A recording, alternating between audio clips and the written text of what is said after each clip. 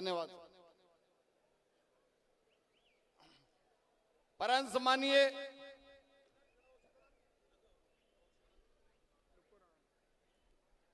सम्मानीय राष्ट्रीय लोकतांत्रिक पार्टी के प्रदेश अध्यक्ष भाई पुखराज जी गर्ग साहब, सबके लाडले विधायक खींवसर विधायक भाई नारायण जी बेनीवाल साहब, मेरे साथ चल करके मेड़ता विधायक बहन इंदिरा जी बावरी साहब, और सम्मानित मंच और मेरे पार्टी के कर्णधार योद्धाओं मोतियों से मंगे मेरे पार्टी के पदाधिकारी एवं कार्यकर्ता बंधुओं, मेरे सामने विराजमान इस सरदार सर की धरती पर आज चौपाल में हम गांधी चौक में सभा कर रहे हैं, चुनावी सभा। मेरे सामने विराजमान मेरे पिता तुल्य बुजुर्गों, मेरे नौजवान भाइयों, प्यारे बालकों, मैं आपका थोड़ा ध्यान अंकित कराना चाहूंगा। मेरे भाइयों, कांग्रेस और भारतीय जनता पार्टी को आज तक आप वोट देते आए हो और इन्होंने क्या क्या कार्यकलाप किए हैं वो सब मेरे को बताने की आवश्यकता नहीं है, आप जनता के सब सामने है। मैं 10-12 दिन से यहाँ घूम रहा हूँ, यहाँ पर किसी भी प्रकार की कोई सुविधा नहीं है। आज हमारे बीच जो नहीं रहने वाले भंवरलाल जी यहाँ से 7 बार चुनाव जीत करके गए थे, तो कहने लगे मैं जनता की रक्षा और सुरक्षा करूंगा।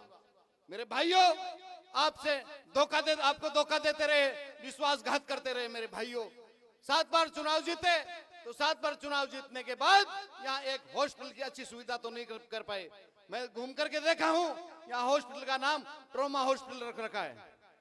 जब मेरे भाई बहन माताएं संकट में होती है, दुविधा में होती है, तो सबसे पहले तो स्वास्थ्य ही अच्छा होता है। तो स्वास्थ्य की सुरक्षा और रक्षा नहीं कर सके और अब झूठा वादा करते हैं। और अभी हमारे कांग्रेस से प्रत्याशी खड़े रहे, मेरे पिताजी के सपने पूरे करूंगा।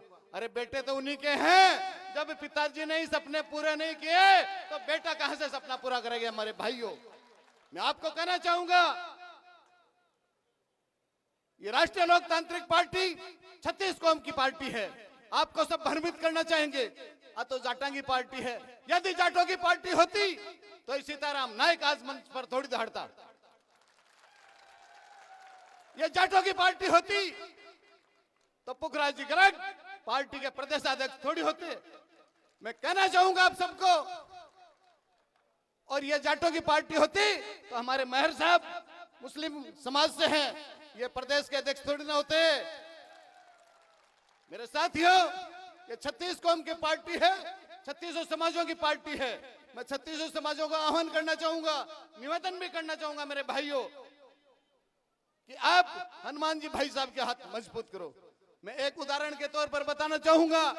देखिए, हम 70% लोग हैं मेरे भाइयों, SC ST अल्पसंख्यक और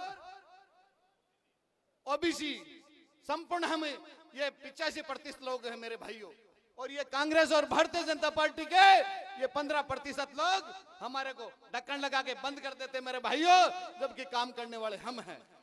अब जाग जाओ मेरे भाइयों, मैं 36 कौम को आह्वान करना चाहता हूं, उठाओ, जागो, अपनी ताकत को पहचानो मेरे भाई बहनों, और हनुमान जी के हाथ मजबूत करो मेरे भाइयों।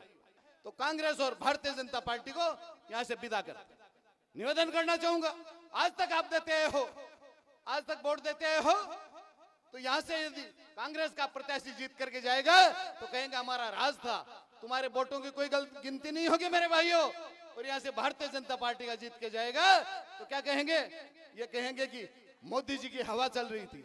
मेरे भाइयों, आपको कहना चाहूंगा, यहां से लालचंद जी मुंड को जिता करके भेजो तो मोदी जी की भी हवा निकल जाए और अशोक गहलोत जी की धड़कनें बढ़ जाए मेरे भाइयों।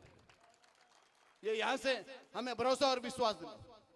और आगे मैं आपसे वादा करता हूं, लालचंद जी मुंड यहां से जीत करके जाएंगे तो जीतते ही हॉस्पिटल वाली सुविधा हनुमान जी बेनीवाल साहब को कह करके हॉस्पिटल वाली सुविधा हम आपको करवा देंगे।